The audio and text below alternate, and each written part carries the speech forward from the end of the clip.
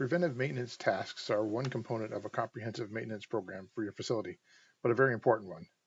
The challenge of creating and executing preventive maintenance tasks on a scheduled basis often form the backbone of an effective maintenance program, but creating and even maintaining these tasks can be daunting and overwhelming. In this video, we're going to attempt to strip away some of the misunderstandings about what PM tasks are, what they're for, and how to create and manage them. First off, we need to define the goal of our maintenance program.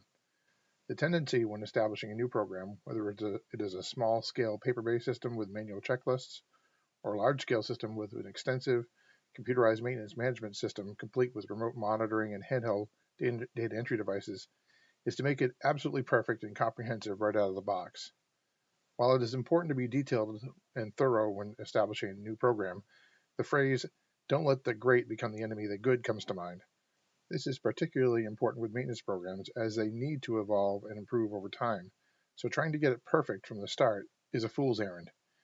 You can and often should do your research, consult with manufacturers' recommendations, industry standards, subject matter experts, and even industry trade organizations to develop the PM tasks that fit your particular equipment. But you must also take into consideration the capabilities and restraints of your particular facility, your staff, operational concerns, and code requirements. At the end of creating the PM tasks for your equipment, it is the beginning of an ongoing process of reviewing these tasks over time to determine if they are delivering the desired results and adjusting them accordingly based on new information. Let's take a step-by-step look on how to get started developing the PM tasks for your facility. The first question to ask is, what will we perform PM tasks on? This is an important question because it involves more than just a consideration of what can be done. It is also a question of what should be done. For instance, you could include infrared thermography of electrical equipment as part of your PM program, but if your facility is not equipped to perform those evaluations and contracting them out is too expensive, then perhaps you shouldn't include them, at least for the time being. It can always be added later if there is some data to suggest that it would be helpful. The more important thing is to establish some preventive maintenance tasks for the electrical equipment rather than giving up because the best method isn't available to you at this point in time. Start by listing all of the mechanical and electrical equipment in your facility for which there is likely to be a preventive maintenance task for. In this process, you're going to eliminate some of the items from the list that you're simply not going to perform PM tasks on. For instance, a ceiling-mounted bathroom exhaust fan is mechanical equipment, but they are low cost and typically fall under the category of run to failure, meaning there is little or no downside to waiting to replace this fan when it fails rather than performing a preventive maintenance or service inspection on it. Each situation is unique, and it is possible that a typical run to failure piece of equipment is located in a critical area where failure is unacceptable, in which case preventive maintenance or inspections may be warranted. Once you've compiled your list of equipment, the next step is to develop preventive maintenance tasks for them. This is often done by equipment type, but there may be some instances where unique equipment has a PM plan specific to it. This step can be time-consuming and complicated, and enlisting the services of a professional consultant that specializes in this area may be money well spent. However, if you choose to prepare these internally, there are some important guidelines to follow. First, where possible, review the available manufacturer's recommendations for the type of equipment in question. Since we are looking to group similar types of equipment together, you should find that a manufacturer's recommendations will be similar as well.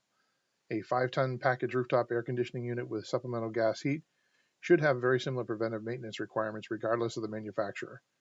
In the case of a manufacturer with unique features and maintenance requirements, you can break those out separately. Next, consider any local, state, or federal code requirements that may impact the scheduled maintenance. For instance, the annual inspection of elevator equipment or backflow preventers should factor into the PM tasks that you perform on them.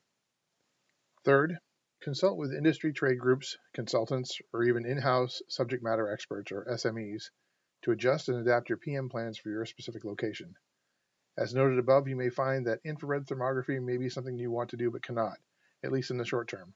Conversely, you may find from people that are more familiar with your location and specific operating conditions that additional tasks or frequencies may be in order. For instance, if your building is in an area where there is excessive dust and dirt from adjacent roads or other conditions, it may be found that the recommended frequency for filter changes is insufficient. A person with local experience would be able to make sure that these conditions are considered. These should be sufficient for beginning to craft the specific PM plans and frequencies for these plans for your facility. The final result should be a combination of this information compiled and presented in a way that will actually get done. This is the next most important consideration for the PM plans that you create. They must be doable by the existing staff or contractors that they will be assigned to. If the PM plans are too long, too complicated, too vague, or too overly detailed, they may not actually get performed. Instead, the maintenance technicians may have a tendency to pencil whip the process, signing off on the steps although not fully performing them, and defeating the purpose of the PM program altogether. The best way to avoid this problem is to involve the maintenance technicians and/or their supervisors from the start. Develop the tasks with their input, sharing both the manufacturer's recommendations and the industry standards with them, and allowing them to bring their expertise and feedback to the process.